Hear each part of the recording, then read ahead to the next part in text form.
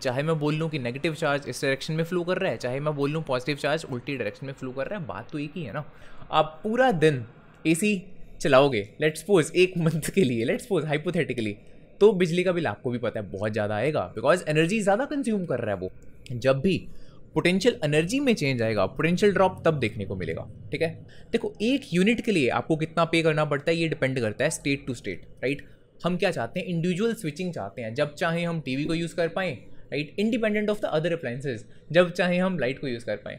सो इस 18 वोट की LED light को अगर आप 30 दिन के लिए लगातार भी यूज़ करते हो तो कितना बिल आएगा, 65 रुपीज़ का। यू माइट वंडर कि यार ये तो बहुत छोटी सी अमाउंट है। इसीलिए हम बोलते हैं कि बी पॉइंट और सी पॉइंट के बीच में क्या है, एक पोटेंशियल डिफरेंस है, राइट। अगर आप एमिटर यहाँ पर भी लगाओगे तब भी चलेगा, एमिटर यहाँ पर लगाओगे तब भी चलेगा, जहाँ पर मर्जी एमिटर लगा दो, सीरीज़ में होना चाहिए, बस ये चीज़ का ध्यान रखना है।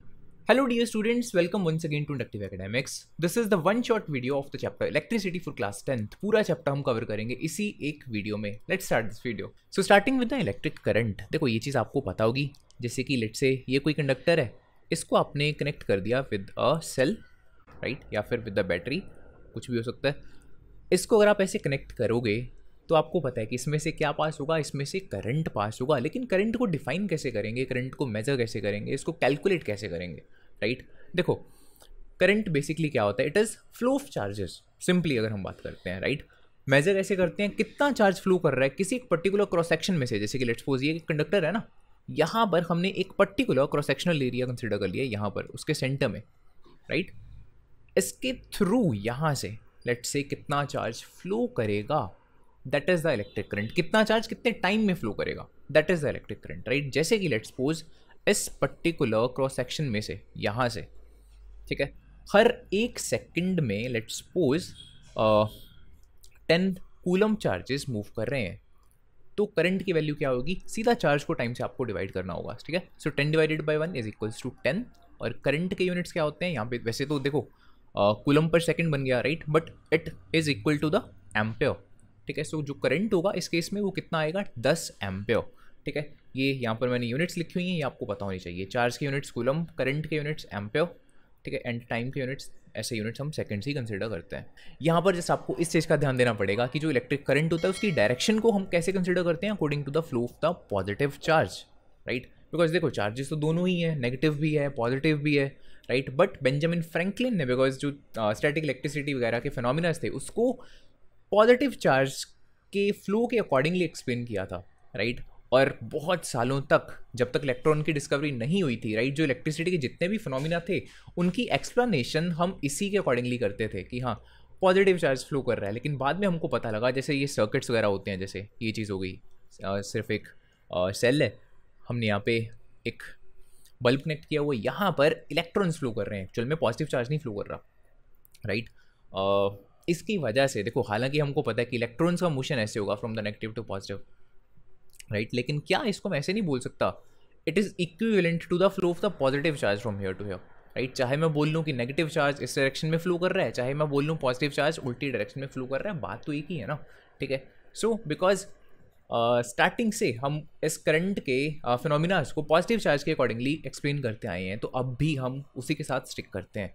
जब भी हमको करंट की डायरेक्शन बतानी होती है तो हम उसको पॉजिटिव चार्ज के फ्लो के अकॉर्डिंगली बताएंगे, ठीक है। एक्चुअल में तो इलेक्ट्रॉन्स फ्लो कर रहे हैं ना नेगेटिव से पॉजिटिव की तरफ ऐसे, बट हम इसको ऐसे कंसिडर करके चलते हैं कि it is equivalent to the flow of the positive charge from here to here. इसी वजह से जो करंट होता है उसकी डायरेक्शन भी ऐसे कंसिडर की जाती है, from the positive terminal to the negative terminal, ठीक है। Next topic we have the potential difference. ये एक ऐसा टॉपिक है जिसमें बहुत सारे स्टूडेंट्स को कन्फ्यूजन रहती है, लेकिन believe me it is very easy. देखो इसको ऐसे समझो, लेट्स सपोज आपके पास यहाँ पर एक टेबल है और यहाँ पर आपने एक बॉल रखी हुई है, क्या ये बॉल अपने आप मूव करके यहाँ जा सकती है? The answer is no, right. ये अपने आप ऐसे कैसे मूव कर जाएगी?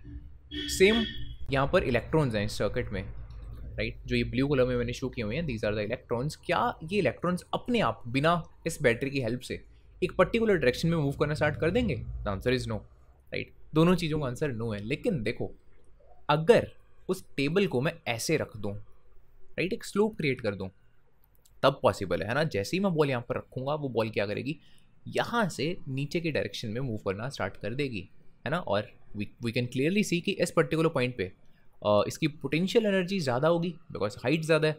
सिमिलरली इस वाले पॉइंट पे इसकी पोटेंशियल एनर्जी कम होगी बिकॉज हाइट कम है। एंड इस ऑब्जेक्ट की, दैट मीन्स जैसे जैसे वो नीचे जा रहा है ना, इस ऑब्जेक्ट की पोटेंशियल एनर्जी कम होती जा रही है और वही पोटेंशियल एनर्जी कन्वर्ट होती जा रही है into the kinetic energy because वो ऑब्जेक्ट स्पीड अप होता जा रहा है ना, वेलोसिटी को गेन करता जा रहा है। क्लियर? सो एनर्जी आप डिस्ट्रॉय नहीं ना कर सकते, आपने पढ़ा हुआ है। सो ग्रेविटी के केस में it is very easy to understand कि पोटेंशियल एनर्जी कन्वर्ट होती जा रही है इनटू द काइनेटिक एनर्जी। कुछ ऐसा ही देखने को हमको मिलता होता है सर्किट्स में भी। देखो कैसे, यहाँ पर हमने लगाई बैटरी, राइट? यहाँ पर यू कैन से जो ये बैटरी है ये स्लोप का काम कर रही है, ये पोटेंशियल डिफरेंस को क्रिएट कर रही है। अगर ग्रेविटी वाली भी बात करूँगा ना मैं, देखो जो पहला केस था ऐसे, जब दोनों सेम लेवल्स पे हैं, ये वाला पॉइंट भी और ये वाला पॉइंट भी, तब इनमें पोटेंशियल डिफरेंस नहीं है, राइट? यहाँ पे यू कैन से इस वाले पॉइंट का भी पोटेंशियल और इस वाले पॉइंट का पोटेंशियल क्या है, सेम है। लेकिन जैसे हमने इसको स्लोप क्रिएट कर दी यहाँ पे, तो बेसिकली क्या हुआ, यहाँ पर हाई पोटेंशियल क्रिएट हुआ और यहाँ पर क्या हुआ, लो पोटेंशियल क्रिएट हो गया। ठीक है, तो इस पोटेंशियल के डिफरेंस की वजह से ही तो जो बॉल थी वो मूव करी। सेम यहाँ पर जैसे ही हम बैटरी लगा देंगे इस सर्किट में, तो क्या क्रिएट हो जाएगा, एक पोटेंशियल डिफरेंस क्रिएट हो जाएगा। यहाँ पर पॉजिटिव टर्मिनल पे we will have higher potential, right? Similarly यहाँ पर नेगेटिव टर्मिनल पे we will have lower potential. ठीक है, और जैसे यहाँ पर आपने देखा जो बॉल थी वो कहाँ से कहाँ मूव कर रही थी, हाइयर पोटेंशियल से लोअर पोटेंशियल की तरफ मूव कर रही थी, और यहाँ पर जो करंट होगा, राइट, उसकी डायरेक्शन भी ऐसे ही होगी, right, from the higher potential to the lower potential. Why? Because current को हम कैसे कंसिडर कर रहे हैं, flow of the positive charge. इस चीज़ का ध्यान रखना, ठीक है? सो ऑब्वियस सी बात है, पॉजिटिव चार्ज है तो वो नेगेटिव की तरफ ही अट्रैक्ट होगा ना, ठीक है? सो ऑलवेज वो क्या करेगा, पॉजिटिव से नेगेटिव टर्मिनल की तरफ जाएगा, ठीक है? इसके अलावा अगर पोटेंशियल डिफरेंस को न्यूमेरिकली कैलकुलेट करना हो तो कैसे कर सकते हैं? देखो, अगर जैसे ये 9 वोल्ट्स की बैटरी है मान लो, दैट मीन्स जो ये पॉइंट है और ये पॉइंट है, इन दोनों के बीच में 9 वोल्ट्स का पोटेंशियल डिफरेंस है। सिंपल। इसका क्या मीनिंग होता है, देखो पहले आपको ये चीज़ क्लियर होनी चाहिए। हालांकि मैं इस पर डिटेल्ड वीडियो बना चुका हूँ, लेकिन स्टिल शॉर्ट में आपको बताता हूँ। जैसे let's suppose this is the point A, this is the point B, right? A से बी तक जब इलेक्ट्रॉन्स जाएंगे तब उनकी पोटेंशियल एनर्जी में क्या कोई चेंज आएगा? The answer is no, right? Almost same रहेगी, थोड़ा सा चेंज आएगा, अगर आएगा तो that will be negligible, right? So हम ऐसा बोलते हैं कि इलेक्ट्रॉन्स जो हैं, अगर वो ए से बी तक जा रहे हैं तब तक उनकी पोटेंशियल एनर्जी में कोई भी चेंज नहीं आ रहा, राइट? जितनी पोटेंशियल एनर्जी यहाँ पर किसी इलेक्ट्रॉन की होगी उतनी यहाँ पर होगी, उतनी ही यहाँ पर होगी, राइट? इसको हम इस सेंस में बोलते हैं कि ए पॉइंट और बी पॉइंट का पोटेंशियल सेम है। सिंपल, ठीक है? अगर पोटेंशियल एनर्जी सेम है तो पोटेंशियल भी सेम है। लेकिन जब इलेक्ट्रॉन्स बी पॉइंट से सी में जाएंगे, राइट, यहाँ से ऐसे इसके फिलामेंट के थ्रू होके सी तक जाएंगे, तब उनकी पोटेंशियल एनर्जी में चेंज आएगा, राइट? वाई? बिकॉज अब उनकी जो पोटेंशियल एनर्जी है वो लाइट एनर्जी में कन्वर्ट हो रही है, वो हीट एनर्जी में कन्वर्ट हो रही है, राइट? दैट्स वाई, ठीक है? यहाँ से आपको लाइट देखने को मिल रही है, बल्ब में हीट प्रोड्यूस होगी, इस वजह से उसकी पोटेंशियल एनर्जी क्या हो जाएगी, कम हो जाएगी। इसीलिए हम बोलते हैं कि बी पॉइंट और सी पॉइंट के बीच में क्या है, एक पोटेंशियल डिफरेंस है, ठीक है? एंड यहाँ पर बिकॉज और कुछ भी नहीं लगा हुआ, सो अगर 9 वोल्ट्स का पोटेंशियल डिफरेंस यहाँ पर है ना, तो यहाँ पर भी आपको बी और सी के बीच में 9 वोल्ट्स का पोटेंशियल डिफरेंस देखने को मिलेगा। उसके बाद अगेन सी पॉइंट से लेकर लेट्स सपोज डी पॉइंट तक, ठीक है, जब इलेक्ट्रॉन्स जाएंगे तो उनकी पोटेंशियल एनर्जी अगेन सेम रहेगी, ठीक है? जितना पोटेंशियल इस सी पॉइंट पे उतना ही कहाँ पर होगा, इस डी पर। क्लियर? सो इसको कैलकुलेट कैसे कर सकते हैं पोटेंशियल डिफरेंस को? देखो जैसा हम बोल रहे हैं ना कि अगर यहाँ पर 9 वोल्ट्स की बैटरी है तो इस दोनों पॉइंट्स के बीच में भी 9 वोल्ट्स का पोटेंशियल डिफरेंस होता है। इसका सिंपल सा मीनिंग ये होता है कि अगर इस बैटरी को लेट्स से फोर्स लगा के इलेक्ट्रॉन्स को बी से सी तक पहुंचाना है, तो इसको कितना वर्क डन करना पड़ेगा? इसको 9 जूल्स वर्क डन करना पड़ेगा हर एक कूलम चार्ज के लिए, बिकॉज ये 9 वोल्ट्स की बैटरी है। अगर लेट्स से 12 वोल्ट्स की बैटरी होगी तो it will be 12 joules of work done per coulomb, ठीक है? बिकॉज उसके पास ज़्यादा पोटेंशियल है, ज़्यादा पोटेंशियल डिफरेंस है, तो ज़्यादा वर्क डन कर पाएगी। सिंपल सी बात है। सो ऐसे हम मेजर करते हैं पोटेंशियल डिफरेंस को। Potential difference is equals to work done, that is in the joule, divided by the charge which is in the coulomb, ठीक है? सो ये फॉर्मूला आपके ऑलवेज माइंड में होना चाहिए। Potential difference is equals to कितना वर्क डन किया बैटरी ने per unit charge, Q basically, ठीक है? So this is the formula of the potential difference. अब एक न्यूमेरिकल को सॉल्व करके देखते हैं, बहुत ईजी है हालांकि ये। How much work is done in moving a charge of 2 Coulomb's across 2 points having potential difference of 12 volts? कोई दो पॉइंट्स हैं, जैसे लेट्स सपोज ये दो पॉइंट्स, राइट, इन दोनों के बीच में कितना पोटेंशियल डिफरेंस गिवन है, 12 वोल्ट्स का, ठीक है। सो बैटरी कितना वर्क डन करेगी अगर इलेक्ट्रॉन्स को इस ए पॉइंट से बी तक पहुंचाना है इस बैटरी को, ठीक है। सो ऑब्वियस सी बात है, आपको वी की वैल्यू तो पता ही है, it is equals to 12 volts is equals to work done आपको नहीं पता, डिवाइडेड बाय चार्ज आपको गिवन है 2 कूलम्स का, राइट। सो सिंपली अगर आपको वर्क डन करना है सो 12 इंटू 2 हो जाएगा ना, so work done is equals to 24 joules, ठीक है। सो बैटरी को total 24 joules of work done करना पड़ेगा अगर 2 कूलम के चार्जेस को, राइट, टोटल 2 कूलम चार्जेस को ए पॉइंट से बी तक पहुंचाना चाहती है वो, ठीक है। सो ये मीनिंग होता है हमारे पोटेंशियल डिफरेंस का। I hope it must be clear. Then our next topic is the Ohm's law, जो कि क्लास 10th की इलेक्ट्रिसिटी के लिए बहुत ही इंपॉर्टेंट टॉपिक है, even from the examination point of view, और बहुत इंटरेस्टिंग टॉपिक है, इसको ध्यान से समझना, ठीक है। स्किप बिल्कुल मत करना इस टॉपिक को। So Ohm's law, it was given by the George Simon Ohm, okay. Ohm's law हमको क्या चीज़ देता है, ये रिलेशनशिप हमको प्रोवाइड करता है between the potential drop and the current passing through any conductor, right. Even it could be a resistor as well, it doesn't matter. देखो जैसे कि लेट्स सपोज यहाँ पर हमारे पास एक एलॉय है, it is basically a wire made up of nichrome, जो कि एक एलॉय होता है निकल और क्रोमियम का।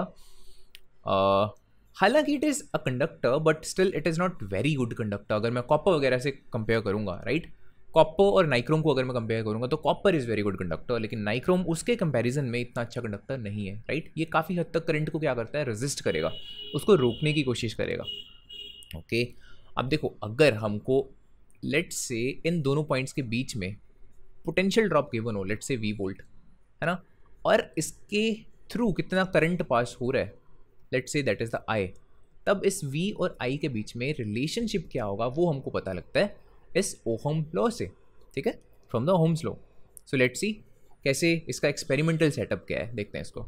अब देखो इसे अगर आप एक्सपेरिमेंटली परफॉर्म करना चाहते हो तो क्या करेंगे हम, लेट्स से हमारे पास यहाँ पर सबसे पहले एक सेल है 1 वोल्ट का, हाँ, और हमने एक टेबल बनाया to note down the values of the potential drop, इसके क्रॉस कितना हो रहा है एस, लेट्स से इन दोनों पॉइंट्स के बीच में between the point B and the point C, और इसमें से कितना करंट पास हो रहा है, that is the I, clear. Then देखो अगर हमको पोटेंशियल डिफरेंस कैलकुलेट करना है या फिर लेट्स से उसको नोट डाउन करना है तो कैसे नोट डाउन करते हैं, किस इंस्ट्रूमेंट की हेल्प से, वोल्ट मीटर की हेल्प से, राइट। सिमिलरली अगर हमको करंट को मेजर करना है तो हमको क्या चाहिए होता है, एमीटर चाहिए होता है ना। Ammeter is used to measure the current, voltmeter is used to measure the potential drop और पोटेंशियल डिफरेंस, एक ही बात है। सो यहाँ पर हम लगाएंगे वोल्ट मीटर। ये आपको पता होगा कि जो वोल्ट मीटर होता है ऑलवेज जिस भी कंपोनेंट के क्रॉस पोटेंशियल ड्रॉप हम देखना चाहते हैं उसके पैरेलल में लगता है। क्या रीज़न है इसका, ऑलरेडी मैं डिटेल्ड वीडियोस पर बना चुका हूँ, राइट। उसमें मैं बहुत डिटेल में मैंने ये चीज़ एक्सप्लेन की है कि वोल्ट मीटर ऑलवेज पैरेलल में क्यों लगता है, एमीटर ऑलवेज सर्किट में सीरीज़ में क्यों लगता है, और क्या होगा अगर हम उनको स्विच कर देंगे उनकी पोजीशन को, जैसे लेट्स सपोज वोल्ट मीटर को मैं सीरीज़ में लगा दूंगा और एमीटर को पैरेलल में लगा दूंगा तो क्या होगा, राइट। डिटेल्ड वीडियो मैं बना चुका हूँ, डिस्क्रिप्शन में भी आपको लिंक मिल जाएगा, उसका मैं लिंक आई बटन में भी आपको दे दूंगा, ठीक है। सो ये हो गया वोल्ट मीटर, एंड हमको करंट भी मेज़र करना है। सो करंट हम मेज़र करते होते हैं एमीटर की हेल्प से, राइट। एंड ऑब्वियसली जितना करंट यहाँ से पास हो रहा है उतना ही करंट यहाँ से पास होगा, उतना ही करंट यहाँ से पास होगा। So it does not matter कि आप कहाँ पर लगाते हो वोल्ट, कहाँ पर लगाते हो एमीटर, राइट। अगर आप एमीटर यहाँ पर भी लगाओगे तब भी चलेगा, एमीटर यहाँ पर लगाओगे तब भी चलेगा, जहाँ पर मर्जी एमीटर लगा दो, सीरीज़ में होना चाहिए, बस ये चीज़ का ध्यान रखना है। सो हमने फिर क्या किया, नोट डाउन करनी स्टार्ट करी रीडिंग्स। सबसे पहले वी हैव एक सेल जो कि 1 वोल्ट का पोटेंशियल ड्रॉप क्रिएट कर रहा है, दैट मीन्स यहाँ पर 1 वोल्ट का पोटेंशियल ड्रॉप आपको देखने को मिलेगा। उसके कॉरेस्पॉन्डिंग आपने देखा कि करंट कितना आ रहा है, लेट्स जस्ट सपोज कि 2 एम्पेयर्स का करंट आ रहा था। देन आपने क्या किया, इस बैटरी को 1 वोल्ट से लेट्स सपोज जैसे एक और सेल लगा दिया उसकी सीरीज़ में, है ना। अब ये बैटरी 2 वोल्ट की हो चुकी है, राइट। 1 वोल्ट के यहाँ पर मैं 2 सेल लगा चुका हूँ सीरीज़ में, सो 2 वोल्ट की एक तरीके से बैटरी बन चुकी है। दैट मीन्स यहाँ पर भी कितना पोटेंशियल ड्रॉप आपको देखने को मिलेगा, 2 वोल्ट्स का। सो 2 वोल्ट का पोटेंशियल ड्रॉप अगर इसके अक्रॉस हो रहा है तो करंट कितना है हम अगेन नोट डाउन करते हैं इस एमीटर से। एंड यहाँ पर हम इंटरेस्टिंग चीज़ क्या देखते हैं कि जब जैसे ही वोल्ट मीटर की रीडिंग ट्वाइस हुई, करंट भी क्या होगा, ट्वाइस हो जाएगा, 4 ampere, right. It is very interesting. Similarly let's suppose आप क्या करते हो यहाँ पर, जैसे सिर्फ 1 वोल्ट का ये सेल था, आपने क्या करा 5 सेल जैसे लगा दिए 1-1 वोल्ट के, राइट। टोटल दैट मीन्स आपने 5 वोल्ट्स की यहाँ पर बैटरी लगा दी। उस केस में आप क्या देखते हो कि जैसे ही आपने पोटेंशियल ड्रॉप को 5 टाइम्स किया इसके अक्रॉस बेसिकली, बिकॉज अब यहाँ पर भी 5 वोल्ट का पोटेंशियल ड्रॉप हो रहा है ना, उसके कॉरेस्पॉन्डिंग जो करंट था वो भी पहले से 5 गुना इंक्रीज होकर कितना हो जाएगा 10 एम्पियर्स। जो ये एमीटर है ये 10 एम्पियर्स की रीडिंग आपको देगा।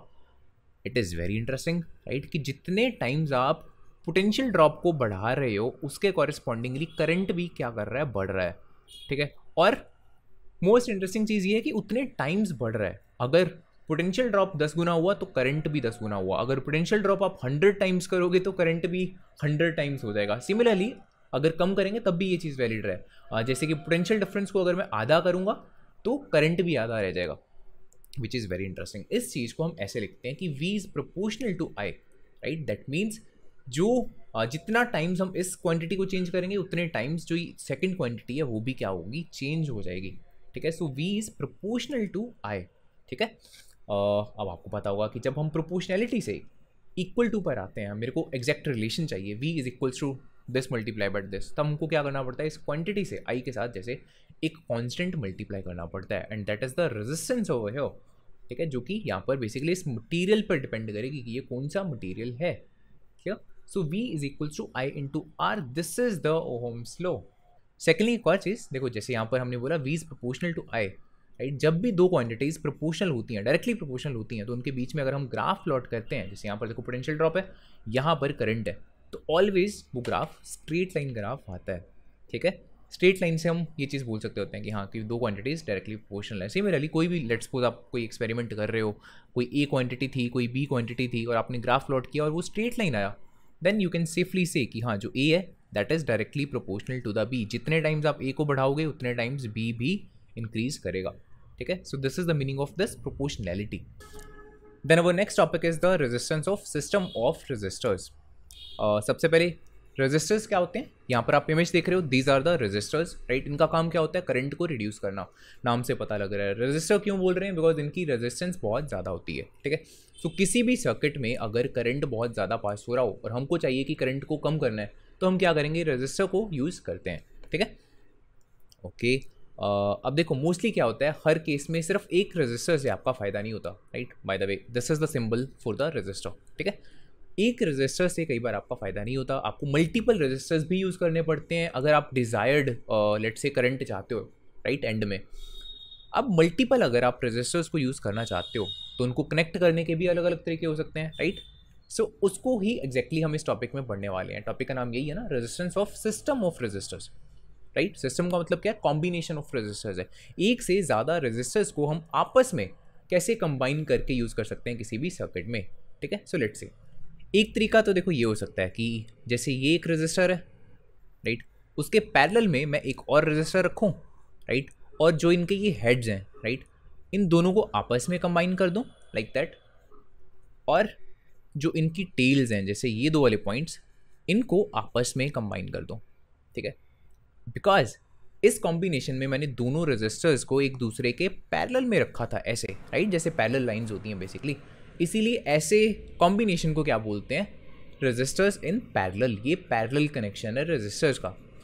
दूसरा तरीका क्या हो सकता है रेजिस्टर्स को कनेक्ट करने का, कि जैसे ये एक रेजिस्टर था, राइट, ये एक दूसरा रेजिस्टर था, तो मैंने क्या किया, एक की टेल को यहाँ पर दूसरे के हेड के साथ ऐसे कनेक्ट कर दिया, ठीक है। अब यहाँ पर दोनों ही जो रेजिस्टर्स हैं ये एक ही सीरीज़ में ऐसे लाई कर रहे हैं, ठीक है। सो ऐसे कनेक्शन को क्या बोलते हैं, रेजिस्टर्स इन सीरीज़। ये सीरीज़ में कनेक्टेड है, ठीक है, एक सिंपल देखो सीधी चेन बन रही है, दैट मीन्स ये, ठीक है। सो हमारे पास ये दो तरीके होते हैं मल्टीपल रेजिस्टर्स को कनेक्ट करने के, राइट। पैरेलल कनेक्शन ये हो गया, ये हो गया हमारा सीरीज़ कनेक्शन। अब क्या डिफरेंस आएगा अगर मैं रेजिस्टर्स को पैरेलल में कनेक्ट करूँगा और सीरीज़ में कनेक्ट करूँगा, इसको समझते हैं, राइट। तो स्टार्ट करते हैं सीरीज़ कनेक्शन से। यहाँ पर आप देख रहे हो तीन रेजिस्टर्स R1, R2, R3 एक दूसरे के साथ सीरीज़ में लगे हुए हैं, राइट। और सीरीज़ कनेक्शन के बारे में सबसे ज़रूरी चीज़ क्या होती है, सबसे मेन चीज़ कि इसमें करंट सेम रहता है हर पॉइंट पे, राइट, बिकॉज करंट ने इसी एक रास्ते से तो पास होना है और कोई तो रास्ता ही नहीं है ना इसके पास पास होने के लिए। सो जितना करंट यहाँ पर होगा आई, राइट, जैसे लेट्स सपोज अगर 5 एम्पेयर है तो यहाँ पर भी उतना ही करंट होगा 5 एम्पेयर्स, यहाँ से भी उतना ही करंट पास करेगा, यहाँ से भी उतना ही करंट पास करेगा, राइट, जिस मर्जी पॉइंट पे आप देख लो। सिमिलरली अगर आप ऑब्वियसली बात है अगर करंट सेम है तो एमीटर भी जहाँ पे मर्जी लगा दो, चाहे आप यहाँ पर एमीटर लगा दो, चाहे यहाँ पर एमीटर लगा दो, चाहे यहाँ पर एमीटर लगा दो, कहीं पर भी एमीटर लगाओगे करंट की रीडिंग वो क्या देगा, सेम देगा, right, because it is a series circuit. So जहाँ पर मर्जी एक हम एमीटर कंसिडर कर लेते हैं, दिस इज द एमीटर जो कि हमको रीडिंग देगा करंट की। Okay, what about the potential drop? Potential drop different होगा, राइट, R1 के अक्रॉस कुछ अलग पोटेंशियल ड्रॉप होगा, R2 के अक्रॉस कुछ अलग, R3 के अक्रॉस कुछ अलग, राइट।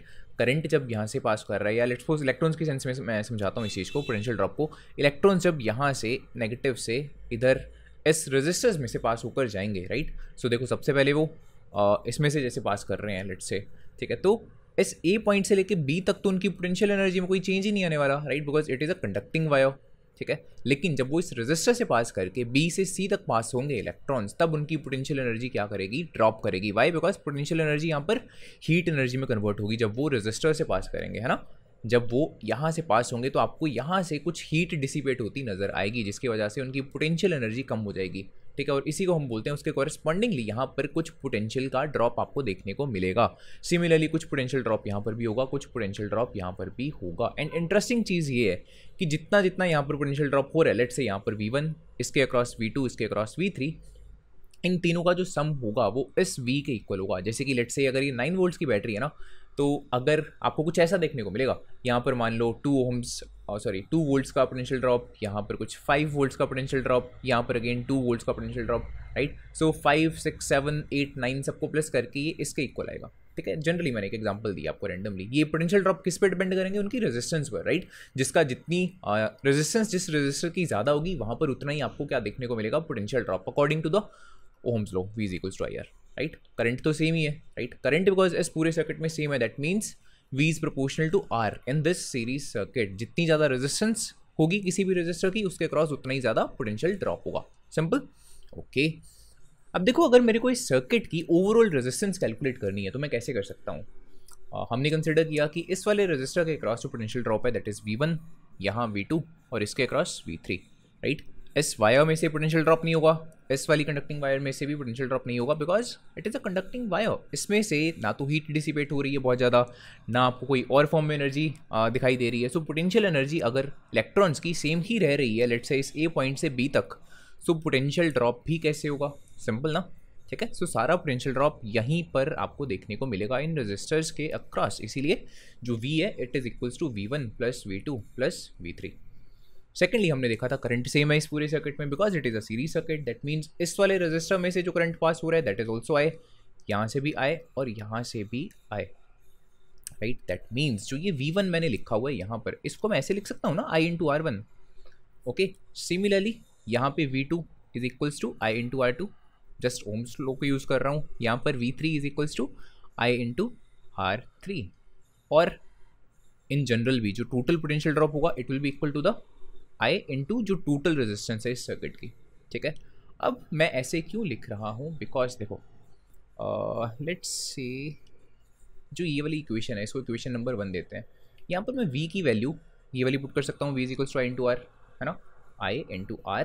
R यहाँ पर टोटल रेजिस्टेंस है पूरे सर्किट की, ठीक है, इज इक्वल्स टू V1 की जगह पर हमने ये लिख दिया, right, I into R1, then V2 की जगह I into R2 plus V3 की जगह I into R3।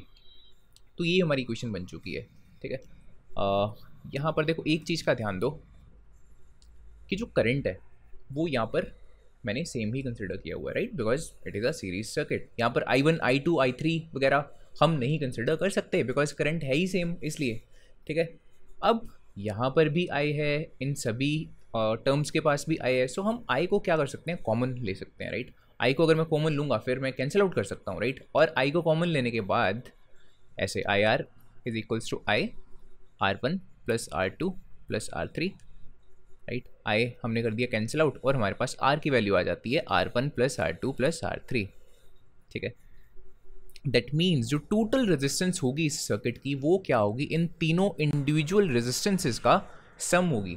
For example अगर ये जो रेजिस्टर है ये लेट्स से 2 ओम्स का है, ये 3 ओम्स का है, ये 4 ओम्स का है, तो टोटल इस सर्किट की रेजिस्टेंस कितनी हो जाएगी? 4 + 3 7, 7 + 2 9। ठीक है, ये एक तरीके से ऐसे ही होगा जैसे आपने सिंपल इस बैटरी के साथ सीधा एक 9 ओम्स का रजिस्टर लगाया हो। ठीक है, सो ये दोनों चीज़ें सेम है, चाहे आप 2 ओम्स, 3 ओम्स, 4 ओम्स के अलग अलग रजिस्टर्स को ऐसे सीरीज में लगा दो, चाहे आप एक ही 9 ओम्स का रजिस्टर लगा दो, आपके पास सेम ही करंट देखने को मिलेगा दोनों ही केसेस में। ठीक है, सो ये दोनों ही केसेस क्या है? इक्विवेलेंट है। ठीक है, सो जब भी सीरीज में आपको देखने को मिलेंगे ऐसे रजिस्टर्स, उनकी टोटल रेजिस्टेंस आप कैसे कैलकुलेट कर सकते हो? ऐसे सिंपल सम से R1 + R2 + R3, सिमिलरली जितने भी रजिस्टर्स लगे हों, ठीक है, उनका जस्ट आपको सम कर देना होता है। सीरीज वाला केस हो गया। अब देखते हैं पैरेलल वाला केस। जैसे यहाँ पर 3 रजिस्टर्स लगे हुए हैं एक दूसरे के साथ पैरेलल में, राइट, जो कि इनकी रेजिस्टेंसेज हैं वो हैं R1, R2 और R3। अब देखो यहाँ पर क्या यहाँ पर भी वैसे ही होगा? अगर लेट से I करंट यहाँ से पास कर रहा है, तो जो यहाँ से R3 से करंट पास कर रहा होगा, R2 में से पास कर रहा होगा, R1 में से पास कर रहा होगा, क्या वो करंट भी इसी I के इक्वल होगा? The answer is no. ठीक है, वो सीरीज में वैलिड है, वो चीज़ यहाँ पर वैलिड नहीं है। वाई? बिकॉज यहाँ पर 3 अलग अलग ब्रांचेज है ना, राइट। देखो यहाँ पर कुछ ऐसा देखने को मिलेगा आपको। लेट्स सपोज स्टार्टिंग में यहाँ से आपके पास जो करंट पास हो रहा है दैट इज, मान के चलता हूँ कुछ भी 20 Ampere's, let's just suppose, right. यहाँ से भी 20 एम्पेयर्स ही जा रहा है, लेकिन यहाँ पर बिकॉज लगा हुआ है एक रजिस्टर, सो यहाँ से जो करंट पास होगा it will be a bit less, right. Let's suppose 5 amperes pass हो रहा है। अब देखो यहाँ पर 20 एम्पेयर्स था, अगर 5 एम्पेयर्स करंट यहाँ पर चला जा रहा है, दैट मीन्स यहाँ पर कितना करंट पास होगा? इस वाले पार्ट से सिर्फ 15 एम्पेयर्स, है ना। 20 - 5 कर दो। अब यहाँ इस वाले पार्ट में तो 15 एम्पेयर्स करंट पास हो रहा है, लेकिन what about this part? Again depending on basically इसकी कितनी रेजिस्टेंस है, कुछ करंट यहाँ से भी पास हो जाएगा।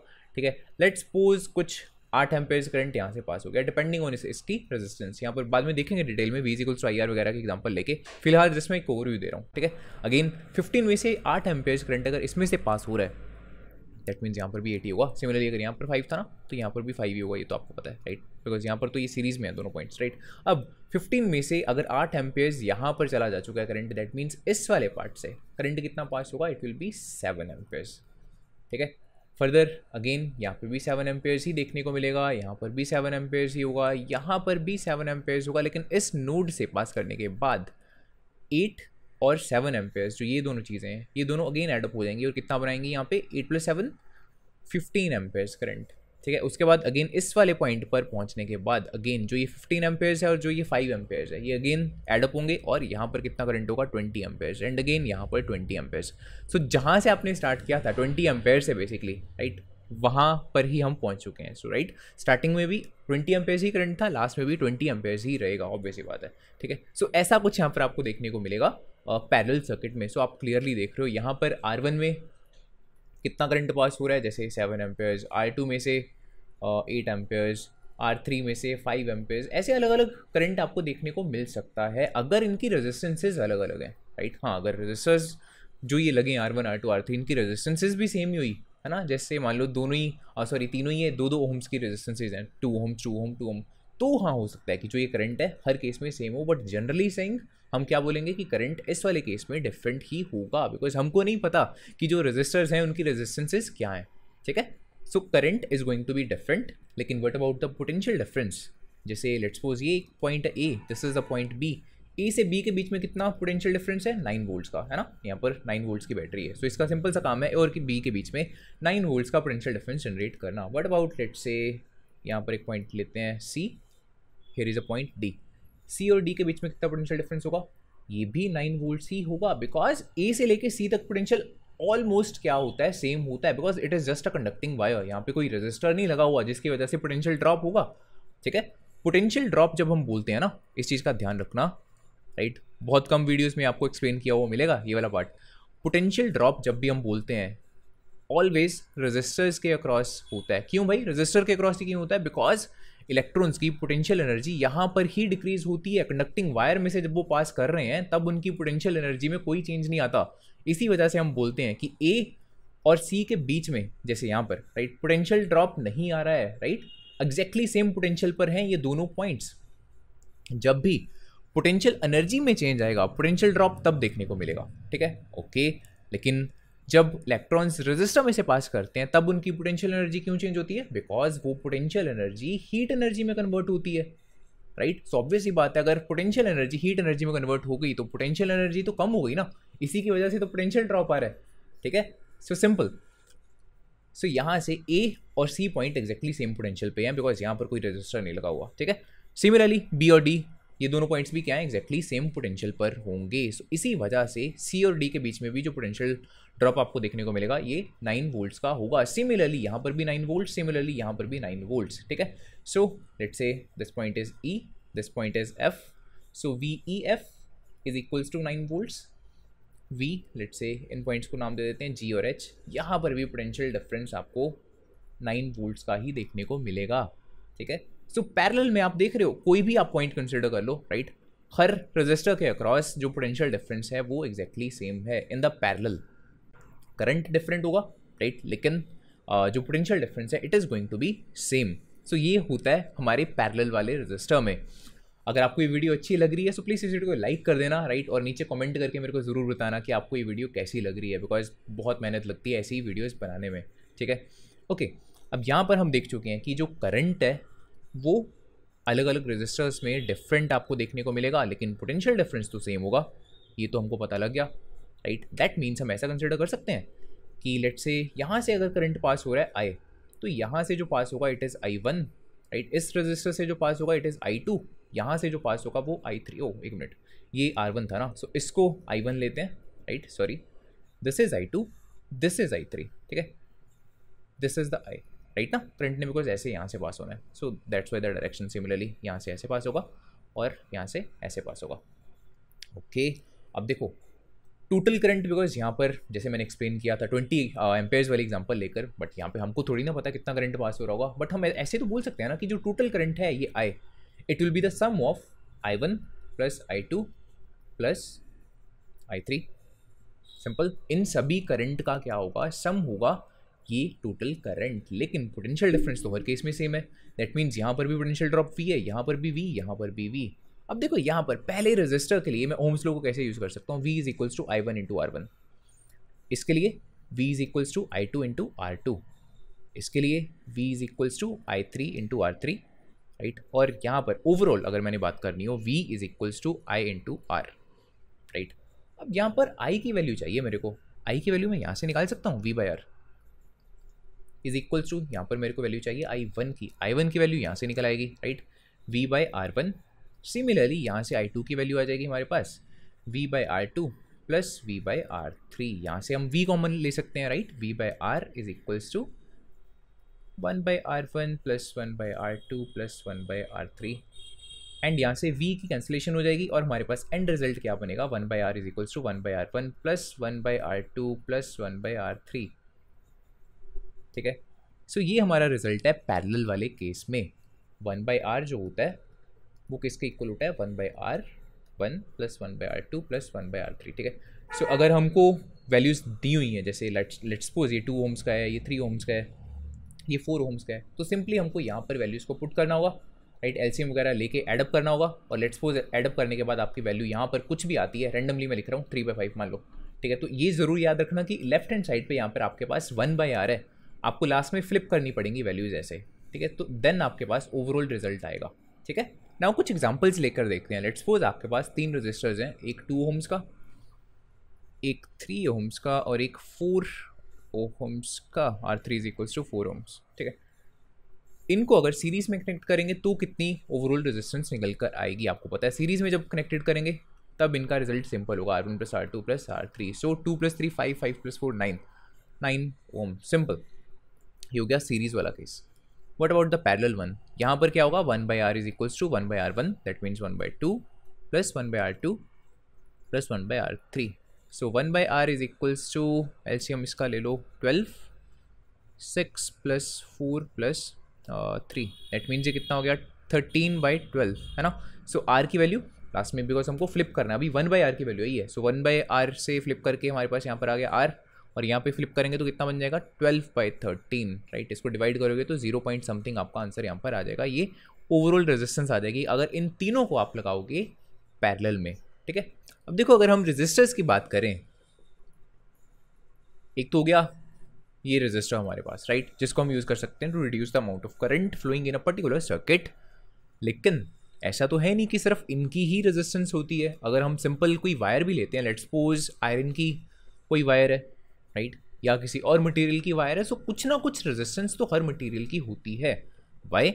बिकॉज देखो, लेट्स सपोज हम आयरन की एक वायर लेके चलते हैं, ठीक है, let's say this is the wire. लेकिन इसको अब मैं अगर जूम करके आपको दिखाऊं, है ना, तो यहाँ पर देखो हर आयरन के यहाँ पर एटम्स प्रेजेंट होंगे, यहाँ पे बहुत सारे, राइट, बहुत सारे एटम्स होंगे यहाँ पे आयरन के। अब जो इलेक्ट्रॉन्स बेसिकली फ्लो कर रहे हैं इस वायर में से, ऐसा तो है नहीं कि वो फ्रीली मूव कर रहे हैं इस वायर में से, right, not like that, right. उनका मोशन इतना सीधा साधा नहीं होता है, बिकॉज जब वो यहाँ से मूव करने की कोशिश करेंगे, राइट, वो बार बार क्या करेंगे, इन एटम्स के साथ ऐसे बार बार कोलाइड करेंगे, राइट। तो उनका पाथ जो होगा किसी वायर में, राइट, वो एकदम ऐसे सीधा नहीं होता है, राइट, वो पाथ अपना बार बार बार बार बार कोलिजन्स की वजह से ऐसे क्या करते रहते हैं, चेंज करते रहते हैं, राइट। लेकिन ओवरऑल उनका मोशन इस डायरेक्शन में है, इस वजह से हम ऐसे बोल सकते हैं कि हाँ इलेक्ट्रॉन्स इस डायरेक्शन में मूव कर रहे हैं, या फिर उसके अकॉर्डिंगली करंट इस डायरेक्शन में मूव कर रहा है। बट ऐसा नहीं है कि सिर्फ लीनियरली वो मूव करते ही जा रहे हैं, राइट। पहली चीज़ तो ये आपको पता होनी चाहिए। और इसी कोलिजन्स की वजह से हर मटेरियल की क्या होती है, रेजिस्टेंस होती है, राइट। रेजिस्टेंस का यही तो मतलब है, इसी कोलिजन्स की वजह से बेसिकली जो इलेक्ट्रॉन्स हैं उनको मूव करने में टाइम ज़्यादा लगेगा, राइट। और अगर मूव करने में टाइम ज़्यादा लगेगा दैट मीन्स करंट क्या हो जाएगा, कम हो जाएगा, सिंपल, ठीक है। सो जो रेजिस्टेंस होती है उसका सिंपल सा रीज़न क्या होता है, इलेक्ट्रॉन्स का कोलिजन किसके साथ, एटम्स के साथ, राइट, जिस भी बेसिकली मटेरियल की वायर है। एंड जरूरी नहीं कि सिर्फ उसी एटम्स के साथ कोलिजन होगा। जैसे लेट्स सपोज अगर मैं कॉपर की बात करता हूँ, this is the wire, copper तो इसमें प्रेजेंट होगा ही होगा, लेकिन हो सकता है कुछ इंप्योरिटी एटम्स भी प्रेजेंट हो, राइट। लेट्स से कोई XYZ इंप्योरिटी एटम इसमें प्रेजेंट है, ऐसा नहीं होता ना। अगर कॉपर की वायर है तो उसमें 100% कॉपर ही है, राइट।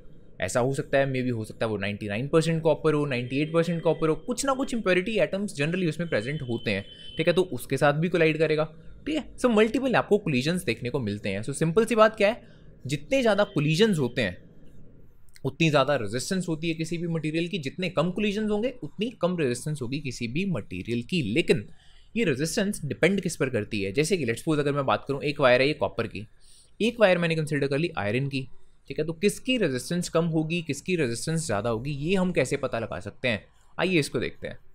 अब यहाँ पे देखो हमारे टॉपिक का नाम ही यही है, factors on which the resistance of a conductor depends. यहाँ पे कंफ्यूज मत हो जाना कि यहाँ पे मैं बोल रहा हूँ कंडक्टर, यहाँ पे मैं बोल रहा हूँ रेजिस्टेंस। कंडक्टर की रेजिस्टेंस कैसे हो सकती है, हर एक मटेरियल की रेजिस्टेंस होती है इतना याद रखना। हाँ, जितना अच्छा कंडक्टर है रेजिस्टेंस उतनी कम होगी, अगर अच्छा कंडक्टर नहीं है, या लेट्स सपोज आपको इंसुलेटर कंसिडर कर रहे हो, उसकी रेजिस्टेंस बहुत ज़्यादा होगी, सिंपल। लेकिन सिर्फ इस चीज़ पर डिपेंड नहीं करती रेजिस्टेंस की वो कंडक्टर है या इंसुलेटर है, और भी बहुत सारे फैक्टर्स हैं जिसको हम देखने वाले हैं इस पर्टिकुलर टॉपिक में, ठीक है। लेट्स सी, सबसे पहले लेट्स सपोज हमारे पास एक वायर है ये, जो कि कॉपर से बनी हुई है, और एग्जैक्टली इसी टाइप की मैं वायर को ले रहा हूँ, लेकिन यहाँ पे लेंथ इसकी ज़्यादा है। लेट्स सपोज जो ये वायर है ये 3 मीटर्स की है, जो ये वायर है ये 6 मीटर्स की है। अब इन दोनों की रेजिस्टेंस जो होगी क्या वो सेम होगी, एग्जैक्टली सेम होगी? The answer is no. इन दोनों की रेजिस्टेंस चाहे ये सेम मटेरियल से बनी हुई है, सेम नहीं होगी, बिकॉज इनकी लेंथ डिफरेंट डिफरेंट है, राइट। यू माइट वंडर कि लेंथ चेंज करने से ऐसा क्या हो गया। यार देखो, जो ये वायर है इसको ऐसे कंसिडर करो कि इसकी कुछ ना कुछ इंटरनल रेजिस्टेंस है ऐसे, राइट। लेट्स सपोज R1, ये इसकी इंटरनल रेजिस्टेंस, जो भी इसकी रेजिस्टेंस है दैट इज R1, राइट। लेकिन जो ये वाली वायर है, राइट, क्या मैं इसको ऐसे नहीं कंसिडर कर सकता कि जैसे दो R1 वाली वायर्स एक दूसरे के साथ सीरीज में लगी हों, राइट, बिकॉज ये 3 मीटर्स की है, ये 6 मीटर्स की है, राइट। तो ये वाला केस इस चीज़ के इक्विवेलेंट ही है, राइट। चाहे आप दो रेजिस्टर्स को सीरीज में लगा लो, चाहे आप 3 मीटर्स की दो वायर्स को एक साथ ज्वाइन कर लो, राइट, चाहे 6 मीटर्स की एक ही वायर कंसिडर कर लो, बात एक ही है एक तरीके से। सो ऑब्वियस ही बात आपने देखा था, इस केस में क्या होती है, रेजिस्टेंस एड अप हो जाती है, ओवरऑल रेजिस्टेंस क्या हो जाएगी, ट्वाइस हो जाएगी इस वाले से, राइट, लेफ्ट वाले पार्ट से। सो ऑब्वियसली यहाँ पर भी क्या होगा, जो लंबी वायर है यहाँ पे 6 मीटर्स वाली, उसकी रेजिस्टेंस क्या होगी, ज़्यादा होगी, ठीक है। इस वायर की रेजिस्टेंस ज़्यादा होगी, इसमें से करंट दैट मीन्स कम पास करेगा, ठीक है। सो ये हो गया पहला फैक्टर, दैट मीन्स जो रेजिस्टेंस होती है it is directly proportional to the length, right. लेकिन लेंथ के अलावा क्या कोई और फैक्टर हो सकता है जिस पर रेजिस्टेंस डिपेंड करे? देखो लेट्स सपोज अगर एक वायर है जिसकी लेंथ यहाँ पे लेट्स सपोज कुछ भी मान लेते हैं 5 मीटर्स है, एक दूसरी वायर है लेंथ इसकी भी 5 मीटर्स है, लेकिन डिफरेंस है कि ये काफ़ी वाइड लेट्स से वायर है राइट, जो इसका cross sectional area that means वो बहुत ज़्यादा है ना। अब क्या लेंथ देखो दोनों की सेम है, तो क्या रेजिस्टेंस दोनों की सेम होगी? नो, बिकॉज यहाँ पे क्रॉस सेक्शनल एरिया भी डिफरेंट है। इस वाले केस में अब जो बी वाली वायर है, लेट्स से अगेन मैं नेमिंग दे देता हूँ, जो बी वाली वायर है इसको आप ऐसे कंसिडर कर सकते हो कि बहुत सारी ऐसी वायर्स एक दूसरे के साथ पैरेलल में लगी हुई हैं या नहीं, राइट ये दोनों केस एक तरीके से इक्विवेलेंट ही हैं राइट। सो ऑब्वियस ही बात है, अगर ऐसा है तो जो ये बी वाला केस है इसमें रेजिस्टेंस क्या आएगी? कम आएगी राइट, ओवरऑल रेजिस्टेंस इसकी कम होगी, बिकॉज पैरेलल वाले केस में देखा था ना हमने, जो नेट रिजल्ट आता है वो क्या आता है? कम होता है इंडिविजुअल रेजिस्टेंसेस से। सो इसकी वजह से जो बी वाली वायर होगी इसकी क्या होगी? रेजिस्टेंस कम होगी, लेस रेजिस्टेंस।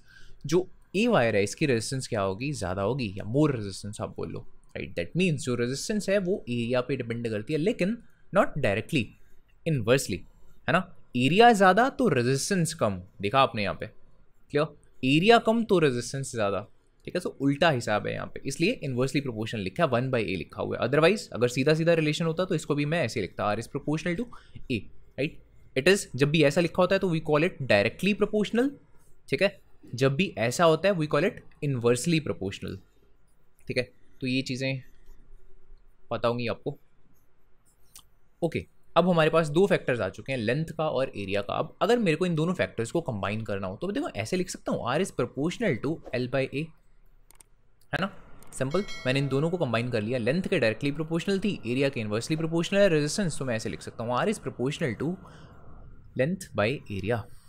लेकिन यहाँ पर मेरे पास कौन सा सिंबल है? प्रोपोर्शनैलिटी का। मेरे पास कोई एग्जैक्ट इक्वेशन नहीं आई है, और उसके लिए हमको क्या करना पड़ता है? इक्वेशन लिखने के लिए L/A के साथ कोई यहाँ पर एक कांस्टेंट मल्टीप्लाई करना पड़ता है। वो कांस्टेंट अब यहाँ पे क्या होगा? वो है मटेरियल का नेचर, बिकॉज देखो नेचर पे भी डिपेंड करेगी वायर, सॉरी जो रेजिस्टेंस है।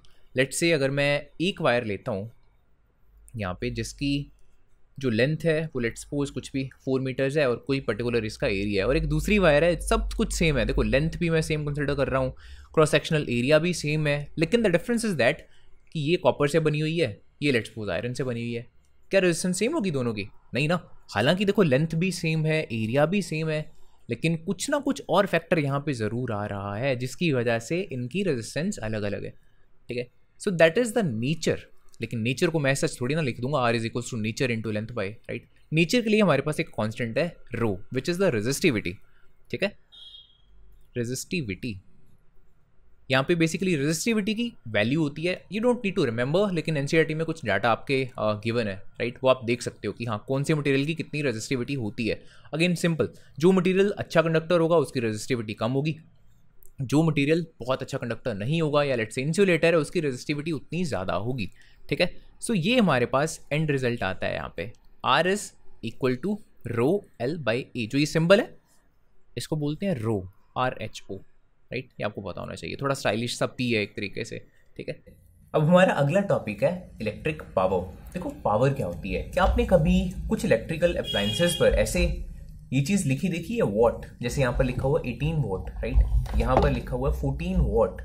इस वॉट का मतलब क्या है? ये इसकी इलेक्ट्रिकल पावर है, राइट, इसकी पावर रेटिंग है, राइट। दैट मीन्स ये 14 वॉट का बल्ब है, ये 18 वॉट का बल्ब है, राइट। सिमिलरली अलग अलग जो आपके इलेक्ट्रिकल अप्लायंसेस होते हैं उनकी अलग अलग पावर रेटिंग होती है, राइट। सो देखते हैं कि ये पावर का मीनिंग क्या होता है, लेट्स सी। अब देखो हमारे घर पर हम बहुत अलग अलग टाइप के इलेक्ट्रिकल अप्लायंसेस को यूज़ करते हैं, है ना। For example air conditioner, for example television, let's say the tube light, let's say the fan, laptop, computer, oven, कुछ भी हो सकता है। और इन सभी इलेक्ट्रिकल अप्लायंसेस को यूज़ करने के लिए हमको क्या चाहिए होती है? इलेक्ट्रिकल एनर्जी चाहिए, राइट। अब देखो अगर लेट्स से मैं बात करता हूँ इस LED बल्ब की, और अगर मैं इसको कंपेयर करूँ एयर कंडीशनर से, क्या इन दोनों को सेम अमाउंट ऑफ एनर्जी चाहिए चलने के लिए? नो, राइट, बिकॉज AC बहुत ज़्यादा क्या करेगा? एनर्जी को कंज्यूम करेगा, और जो ये छोटी सी हमारी ट्यूब लाइट है 18 वॉट्स की, राइट, ये क्या करेगी? बहुत कम एनर्जी को कंज्यूम करेगी। ऑब्वियस ही बात है, आप पूरा दिन AC चलाओगे लेट्स सपोज एक मंथ के लिए, लेट्स सपोज हाइपोथेटिकली, तो बिजली का बिल आपको भी पता है बहुत ज़्यादा आएगा, बिकॉज एनर्जी ज़्यादा कंज्यूम कर रहा है वो। हम जो पे करते हैं ना बिल, वो उस एनर्जी के लिए ही पे कर रहे हैं। लेकिन ये ट्यूब लाइट जो है, ये एलईडी लाइट 18 वॉट्स की, अगर ये पूरा महीना भी लगातार ऑन रहे तो भी बिजली का बिल इतना ज़्यादा तो नहीं आएगा as compare to the AC, right? Drastic difference होगा, ठीक है? सो सिंपल सी बात है, बिकॉज एसी बहुत ज़्यादा इलेक्ट्रिकल एनर्जी को कंज्यूम करता है, बट जो ये एलईडी लाइट है, राइट, 18 वॉट्स की, ये बहुत कम as compare to the AC, बहुत कम इलेक्ट्रिकल एनर्जी को क्या कर रही है, कंज्यूम कर रही है, ठीक है? सो जो पावर है, राइट, ये हमको बेसिकली इसी चीज़ को बताती है कि कोई भी अप्लायंस कितनी एनर्जी को कंज्यूम कर रहा है, ठीक है? जो ये इलेक्ट्रिकल पावर है, ये electric power that is equals to कितनी एनर्जी कंज्यूम कर रहा है कौन सा अप्लायंस कितने टाइम में, ठीक है? फॉर एग्जाम्पल ये 18 वॉट्स इसकी पावर लिखी हुई है, राइट? वॉट्स इसके यूनिट्स होते हैं पावर के। इसका मतलब सिंपल सा मतलब ये है कि जो ये वाली एलईडी है 18 वॉट्स वाली, ये क्या करेगी, 18 जूल्स ऑफ एनर्जी कंज्यूम करेगी हर 1 सेकेंड्स में, बिकॉज एनर्जी के ऐसे यूनिट्स जूल्स होते हैं और टाइम के seconds. Simple. Similarly let's suppose आपके पास कोई 14 वोट की एलईडी है, तो वो हर सेकंड में 14 जूल्स एनर्जी यूज़ करेगी। सो आप क्लियरली देख रहे हो, राइट? कम एनर्जी कंज्यूम कर रही है, सो ऑब्वियसली इस केस में बिजली का बिल और कम आएगा, ठीक है? सो पहला तो ये हो गया, electric power that is equals to energy consumed divided by time. कितनी एनर्जी कितने टाइम में कंज्यूम करी, वो होती है इलेक्ट्रिक पावर। अच्छा, यहाँ पर एक चीज़ का स्पेशल ध्यान देना, जैसे हम बोल रहे हैं कि हर सेकंड में ये जो एलईडी लाइट है 18 जूल्स एनर्जी को कंज्यूम करेगी, but it does not mean कि हर सेकंड 18 जूल्स एनर्जी सिर्फ डिसअपियर हो जा रही है सीधा कहीं पे। No, right? कंज्यूम का मतलब ये नहीं होता कि सीधा बस उसने खा ली इतनी energy, right? Not like that. इसने क्या किया, जो इलेक्ट्रिक एनर्जी थी बेसिकली उसको कंज्यूम किया, डेफिनेटली किया, बट उसको कन्वर्ट कर दिया into the light energy, right? Similarly let's suppose अगर मैं फ़ैन की बात करता हूँ, राइट, उसके केस में जो इलेक्ट्रिक एनर्जी है वो बेसिकली रोटेशनल एनर्जी में कन्वर्ट हो जाएगी, राइट? या इसको मैकेनिकल एनर्जी बोल लो आप। सिमिलरली लेट्स सपोज हम इलेक्ट्रिक आयरन की बात कर लें, उस केस में क्या होगा, जो इलेक्ट्रिक एनर्जी है वो किस में कन्वर्ट होती है, वो हीट एनर्जी में कन्वर्ट होती है, ठीक है? तो हर इलेक्ट्रिक अप्लायंस के केस में आपको ऐसा ही कुछ ना कुछ देखने को मिलेगा। अब देखो यहाँ पे हम एक बहुत इंटरेस्टिंग चीज़ कैलकुलेट करने वाले हैं। लेट्स सपोज अगर आपको कैलकुलेट करना हो कि अगर एक मंथ के लिए, लेट्स से 30 दिनों के लिए लगातार आप इस एलईडी लाइट को यूज़ करोगे तो कितना बिल आएगा, राइट? कितना आपको पे करना पड़ेगा? आपको पता है power is equals to energy consumed divided by time. Pay आपको किसका करना पड़ता है, एनर्जी कंज्यूम्ड का। दैट मीन्स हमको एनर्जी कंज्यूम्ड चाहिए सबसे पहले तो, है ना? पावर हमको पता है 18 watts, that is equals to energy divided by the time. Time यहाँ पे क्या है, 30 डेज। अब देखो, जो ये एनर्जी कंज्यूम्ड है, आपने 9th क्लास में भी शायद ये पढ़ा होगा, इसको हम जूल्स में नहीं लेकर चलते, बिकॉज 1 जूल है तो ऐसा यूनिट है, लेकिन it is very small unit अगर हम इलेक्ट्रिक एनर्जी की बात करें, ठीक है? सो जो भी हमारे जैसे हाउस होल्ड में जो एनर्जी हम कंज्यूम कर रहे हैं, जो इलेक्ट्रिक एनर्जी को, उसको हम किस में मेजर करते हैं, इनटू किलोवाट आवर, बिकॉज ये काफ़ी बड़ी यूनिट है। जूल बहुत ही छोटी यूनिट है, इसलिए इलेक्ट्रिक एनर्जी के केसेस में हम जूल को यूज़ नहीं करते हैं, ठीक है? सो अब देखो, अगर एनर्जी को मेरे को किलोवाट आवर में लेके चलना है, सो मेरे को टाइम भी यहाँ पे प्रेफरेबली आवर्स में लेके चलना पड़ेगा, राइट? सो 30 डेज को मैं ऐसे लिख सकता हूँ 30 इंटू 24 आवर्स, है ना? टोटल टाइम हो गया इतना। सो अब देखते हैं, एनर्जी चाहिए, एनर्जी इज इक्वल्स टू कितना बन जाएगा, 18 into 30 into 24 watt hour, right? ये चीज़ इतनी होगी, बिकॉज यहाँ पे अभी मेरे पास वॉट है, किलो वॉट नहीं आया, इस चीज़ का ध्यान रखना, ठीक है? Okay, now E is equals to, इसको जब आप मल्टीप्लाई करोगे आपके पास बनता है इतना वॉट आवर, ठीक है? लेकिन हमको तो चाहिए था किलो वॉट आवर।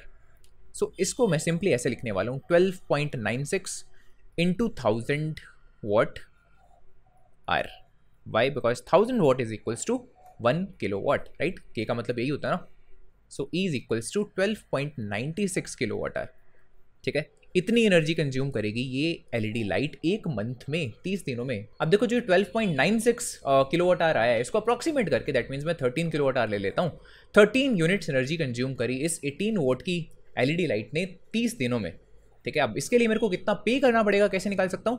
देखो, एक यूनिट के लिए आपको कितना पे करना पड़ता है, ये डिपेंड करता है स्टेट टू स्टेट, राइट? आपके जो स्टेट का इलेक्ट्रिसिटी बोर्ड है उसने क्या लेट से अलग अलग स्लैब्स रखी हुई हैं या क्या उसका सिस्टम है, ये उस पर डिपेंड करता है। जैसे दिल्ली का अगर आप केस लोगे तो वहाँ पे जो पहली आप 200 यूनिट्स कंज्यूम करते हो उसके लिए आपको कोई भी पैसा नहीं देना पड़ता, right? It is free of cost. लेकिन हियर इन पंजाब वैसा नहीं है, ठीक है? सो ये वेरी करेगा although state to state, but generally हम इसको मान के चलते हैं, लेट से अप्रॉक्सीमेटली आपको 5 रुपीज़ पे करने पड़ रहे हैं एक यूनिट के लिए, ठीक है? सो 13 यूनिट्स को कंज्यूम करने के लिए आपको कितने रुपीज़ देने पड़ेंगे, कितना हो जाएगा ये 65, राइट?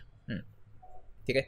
सो इस 18 वोट की एलईडी लाइट को अगर आप 30 दिन के लिए लगातार भी यूज़ करते हो, तो कितना बिल आएगा 65 रुपीज़ का। यू माइट वंडर कि यार ये तो बहुत छोटी सी अमाउंट है। ऐसा नहीं है, देखो बिकॉज ये सिर्फ 18 वॉट का था इसलिए आपको छोटी अमाउंट लग रही है। जैसे आप बड़े अप्लायंसेस को यूज़ करोगे, एयर कंडीशनर हो गया, टेलीविजन हो गया, तो उस केस में जो एनर्जी वो कंज्यूम कर रहा है ना, it is very very high. ठीक है, तो उसके अकॉर्डिंगली बिल भी बहुत ज़्यादा आएगा। ठीक है, सो इस तरह से कोई भी इलेक्ट्रिक अप्लायंस कितनी एनर्जी को कंज्यूम करता है वो आप कैलकुलेट कर सकते हो। उसके अकॉर्डिंगली कितना आपको पे करना पड़ेगा वो आप इजीली कैलकुलेट कर सकते हो। अब देखो ये तो हो गया पावर का रिलेशन एनर्जी की टर्म्स में, लेकिन इसको मैं वर्क डन की सेंस में भी तो लिख सकता हूँ, बिकॉज जो एनर्जी होती है वो क्या होती है, simply capacity to do the work, right. जितनी एनर्जी कंज्यूम हो रही है दैट मीन्स उतना वर्क डन किया जा रहा है divided by the time, simple. अब इसको वर्क डन को मैं ऐसे लिख सकता हूँ, देखो आपने ये पढ़ा था पोटेंशियल डिफरेंस की जब हमने बात की थी, तो इसको कैसे डिफाइन किया था, कितना वर्क डन किया गया per unit charge, that is the potential difference. V is equals to W by Q. यहाँ से W की वैल्यू आ जाएगी, वर्क डन की वैल्यू आ जाएगी V इंटू क्यू, राइट। इसको यहाँ पर पुट करते हैं ऊपर वर्क डन की जगह पर, ठीक है। सो पावर का फॉर्मूला क्या बन जाएगा, power is equals to work done की जगह पर मैं पुट कर रहा हूँ V into Q divided by time. So ये रिलेशन बन गया। अब यहाँ पर Q बाई टी, ये आपको पता होगा करंट को हमने कैसे डिफाइन किया था, कितना चार्ज फ्लो कर रहा है किसी पर्टिकुलर क्रॉस सेक्शन से पर unit time, right. So Q by T is nothing but the current. So इस Q बाई टी की जगह पे मैं सिंपली क्या लिखने लगा हूँ, I, ठीक है। सो एक पावर का ये भी रिलेशन होता है आपके पास, power is equals to V into I, कितना पोटेंशियल डिफरेंस है इंटू कितना करंट किसी भी पर्टिकुलर चीज़ से पास कर रहा है, उन दोनों का प्रोडक्ट, सिंपल, ठीक है। सो दो फॉर्मूले यहाँ पे हो गए हैं, power is equals to energy by time या फिर power is equals to V into I. अब जो ये पावर का फॉर्मूला बना V इंटू आई, आप इसको यूज़ कर सकते हो टू मेजर द करंट जो कि इसमें से पास हो रहा होगा। कैसे, देखो power is equals to 18 watts, V potential drop कितना होगा 220 वोल्ट्स का, बिकॉज आपके घरों में 220 वोल्ट्स की सप्लाई आती है, इनटू द करंट जो कि इसमें से पास हो रहा होगा। सो सिंपली करंट को मेजर करने के लिए आप क्या करोगे, 18 वॉट्स डिवाइडेड बाई 220 वोल्ट्स। सो इसको जब आप डिवाइड करोगे 0.08 एम्पेयर्स कुछ ऐसा आपके पास रिजल्ट आ जाएगा। तो ये करंट है जो कि इसमें से पास कर रहा है, राइट, 0.08 एम्पेयर्स। अब यहाँ पे देखो हो सकता है आपके माइंड में एक क्वेश्चन आया हो कि जैसे मैंने P is equals to V into I किया और V को मैंने सीधा कितना कंसिडर कर लिया था 220 वोल्ट्स, लेकिन ये तो ओवरऑल सप्लाई हुई घरों में कितनी आ रही है। क्या सप्लाई को यूज़ करने की बजाय मेरे को एलईडी के अक्रॉस कितना पोटेंशियल ड्रॉप देखने को मिल रहा है वो नहीं यूज़ करना चाहिए, बिकॉज देखो अगर पावर रेटिंग इसकी यूज़ कर रहा हूँ 18 वॉट्स, राइट, करंट इसमें से कितना पास हो रहा है वो हम कंसिडर कर रहे हैं, सो ऑब्वियस सी बात है पोटेंशियल ड्रॉप भी इसके अक्रॉस कितना हो रहा है वही कैलकुलेट करना चाहिए था, वही कंसिडर करना चाहिए था, right. And you are right, है ना। हो सकता है आपके माइंड में ये क्वेश्चन आया हो, and the answer is yes, right. इसके अक्रॉस कितना पोटेंशियल ड्रॉप है वही कंसिडर करेंगे, but the thing is that इसके अक्रॉस जो पोटेंशियल ड्रॉप होगा वो भी इस सप्लाई के इक्वल ही होगा, 220 वोल्ट्स के इक्वल ही होगा।